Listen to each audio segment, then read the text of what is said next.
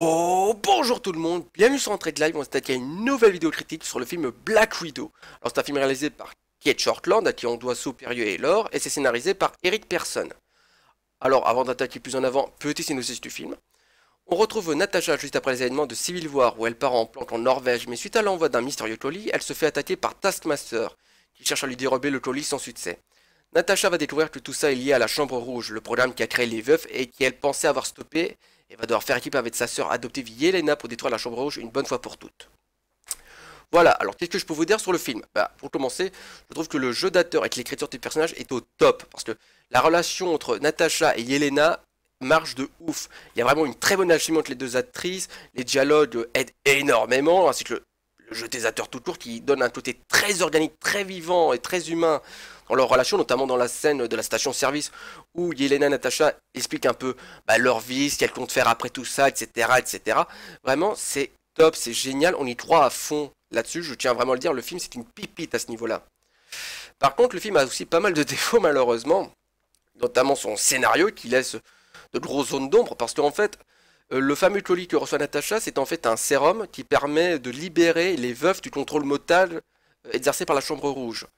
Et ce sérum est à la base détenu par une veuve libérée du contrôle mental au Maroc, qui est assassinée par Yelena. Mais moi je voudrais savoir un peu qui c'est qui a libéré cette veuve, dans quel but et pourquoi. Enfin si, pour sans doute libérer toutes les autres, mais qui a fait ça? Comment elle a été libérée? Et en plus, plus tard, on apprend que Natasha ne peut pas attaquer Drevkov, donc le directeur de la Chambre Rouge, à cause d'un contrôle hormonal. C'est-à-dire que quand elle sent l'odeur de Drevkov, elle ne peut commettre aucun acte de violence envers lui. Et pour y arriver, en fait, elle se fracasse le nez contre la table et c'est censé aussi détruire son air qui lui permet de sentir les choses, sentir les odeurs, etc. Alors, je ne suis pas médecin, je me trompe peut-être, et n'hésitez pas à le dire dans les commentaires si c'est le cas, mais ça me paraît totalement téléphoné et sorti de nulle part, cette excuse-là, on peut littéralement péter un air aussi facilement. Donc, je sais pas, ça m'a paru être un peu la facilité scénaristique, ce truc-là. Mais si, vraiment, si vous avez des avis, que vous êtes médecin ou autre, et que vous me dites non, mais on peut le faire en vrai, ça, ben, n'hésitez pas à le dire dans le commentaire, ça éclairerait beaucoup mes lanternes. Et dans ce cas-là, je m'excuse d'avance pour ce commentaire négatif sur le film.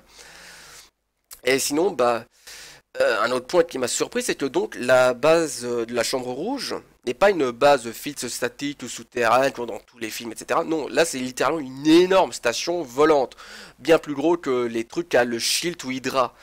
Et je ne comprends pas comment un truc comme ça a pu pendant des années passer inaperçu, quoi, parce que ça se passe après Civil War, donc après Avenger, l'ère d'Ultron. Donc les bazars spatials qui volent, etc.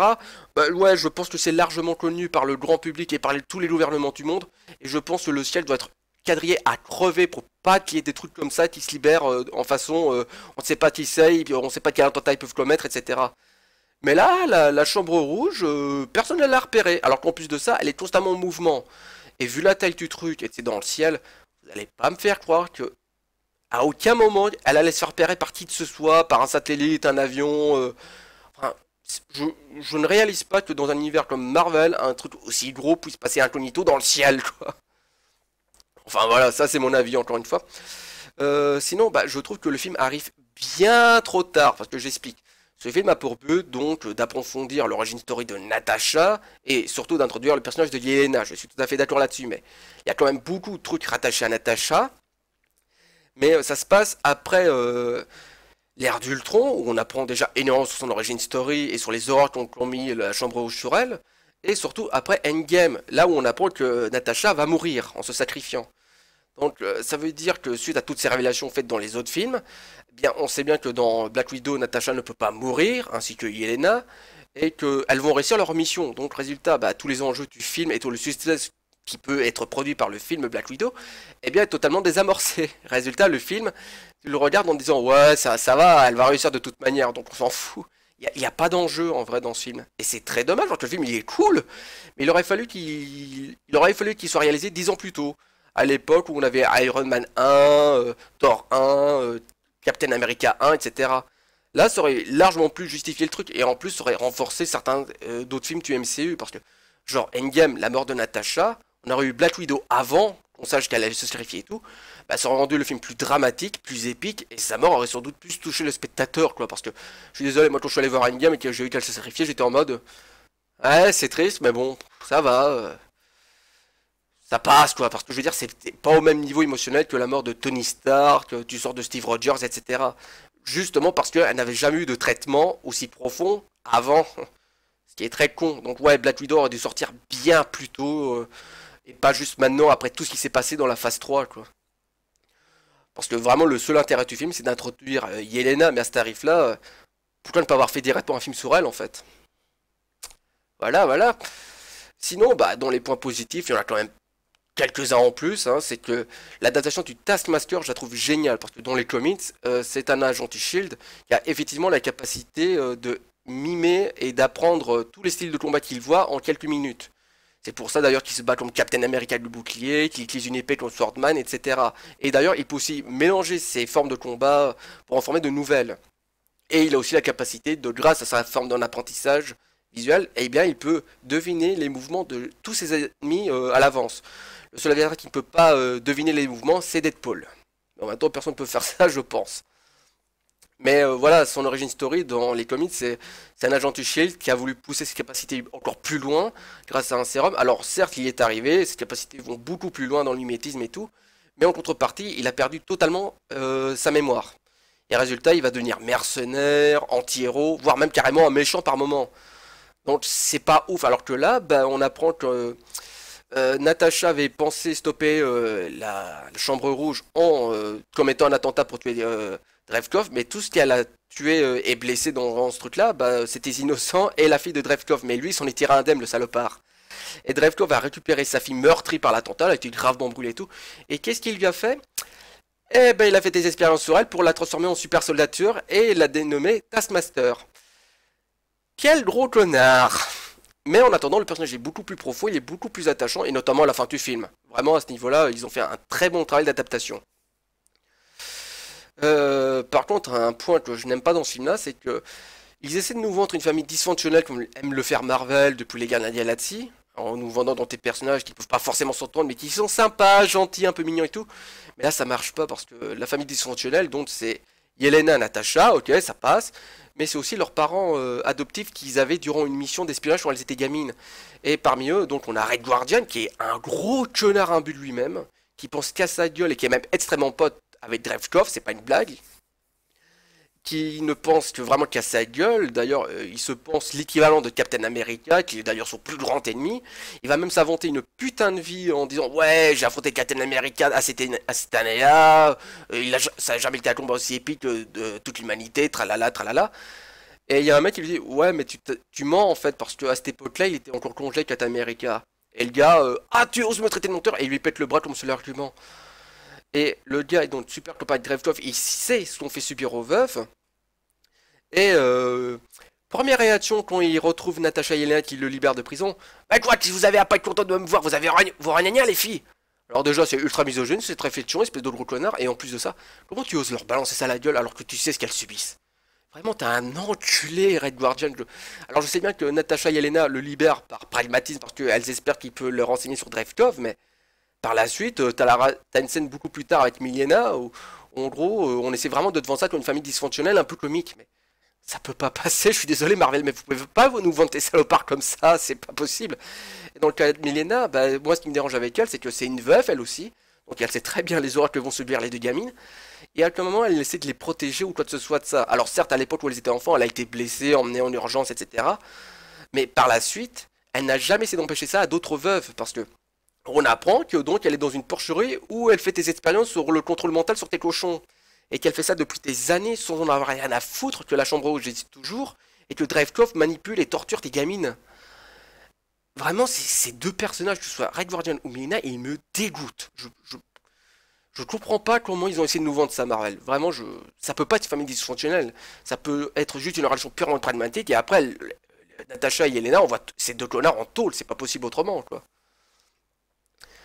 Et sinon, bah, les musiques sont cool, dans le film, pas mémorables, mais elles sont sympathiques.